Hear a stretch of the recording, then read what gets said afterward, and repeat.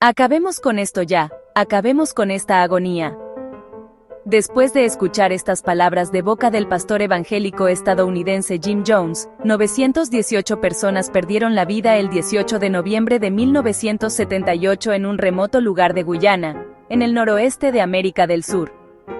El mayor suicidio colectivo de la historia. Lo calificaron los medios que cubrieron la tragedia. Sin embargo, para otras personas, como Laura Johnston Cole, una de las sobrevivientes de la masacre, se trató de un crimen mucho más grave. Habría que empezar a contar la historia desde su germen, 3 años antes, cuando Jim Jones y los seguidores del Templo del Pueblo decidieron mudarse desde California a esa esquina recóndita en la jungla sudamericana. El Templo del Pueblo fue una agrupación religiosa fundada en los años 50, teñida de secretismo, y siempre liderada por un llamativo personaje, Jim Jones. La primera vez que visité el Templo del Pueblo fue como sentirme en casa, dijo Tim Carter en un documental del canal público estadounidense PBS difundido hace 10 años.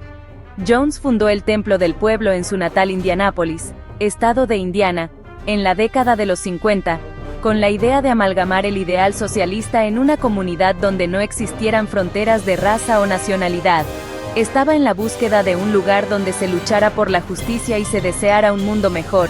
Por eso me uní al Templo del Pueblo, recordó Johnston Cole, pero gran parte del atractivo para captar miembros emanaba del discurso seductor de Jones.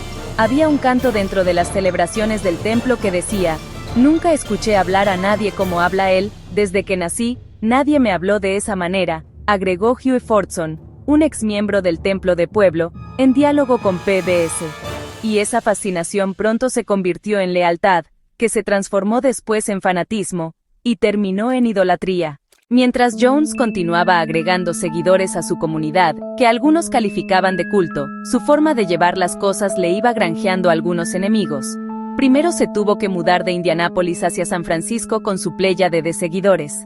Pero allí de nuevo, a pesar de contar con el apoyo de personalidades como Harvey Milk, decidió emprender otro camino. En 1975, esa ruta lo llevó a Guyana, una excolonia británica ubicada al lado de Venezuela, donde decidió fundar una localidad en la que se viviera el ideal forjado en el interior del Templo del Pueblo. Se llamó Jonestown. Escogimos Guyana porque hablaban inglés y no iba a generar problemas con la inmigración de las personas que quisieran unirse al proyecto, recordó Jagger Cole. Y todo parecía encajar. Casi 900 adeptos viajaron desde California hasta Guyana. Se construyeron casas, se estableció una comunidad que muchos de quienes en ella vivieron no dudaron en describir como el paraíso. Un paraíso socialista, había descrito Jones en muchos de los audios que se encontraron en el lugar después de la tragedia.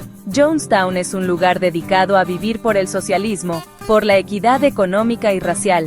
Estamos viviendo de una forma común increíble. Se escucha en una grabación que fue recuperada por la Oficina Federal de Investigaciones, FBI, por sus siglas en inglés, estadounidense durante la investigación de los hechos. Se crearon granjas comunitarias que proveyeron gran parte de los suministros de Jonestown, y los que faltaban eran traídos desde Georgetown, la capital de Guyana, gracias a un acuerdo comercial con el gobierno del país. De acuerdo al relato de las investigaciones revelado por el FBI, Jones creó lo que se llamaron las Noches Blancas, en las que se simulaban suicidios con cianuro y otras sustancias. En esas jornadas comenzó a mencionar acusaciones, como traidores y cerdos capitalistas, para describir supuestas amenazas de la CIA contra su paraíso. Durante estas Noches Blancas, Jones le daba a los miembros de Jonestown 4 opciones: huir a la Unión Soviética, cometer un suicidio revolucionario, quedarse en Jonestown para luchar contra los invasores o huir hacia la selva, reveló el informe del FBI. Ese accionar fue calificado como de lavado de cerebro. En octubre de 1978 las denuncias sobre abusos en Jonestown alcanzaron los oídos del representante a la Cámara por el estado de California, Leo Ryan. Ryan decidió visitar Jonestown. Con la inminencia de la visita, Jones comenzó a hablar en un tono fatalista y a reforzar su discurso, a tratar de traidores a las personas que intentaran irse con el congresista Ryan, dijo Johnston Cole. El relato en esta parte de la historia se torna turbio. De acuerdo al testimonio de los pocos sobrevivientes de aquella jornada, El 18 de noviembre el congresista Ryan concluyó su visita a Jonestown. Antes de salir en una avioneta rumbo hacia Georgetown, invitó a las personas que quisieran irse con él de regreso a Estados Unidos. Unos pocos de los miembros del Templo del Pueblo aceptaron la invitación y salieron con la comitiva que incluía a 3 periodistas, pero a mitad de camino varios de ellos sacaron varias armas y comenzaron a disparar contra Ryan y los demás. Todos murieron. La cordura de Jones colapsó, o eso pensaron varios testigos. El líder mandó a reunir a todos los integrantes de la comunidad de Jonestown, reiteró que las amenazas al paraíso eran reales.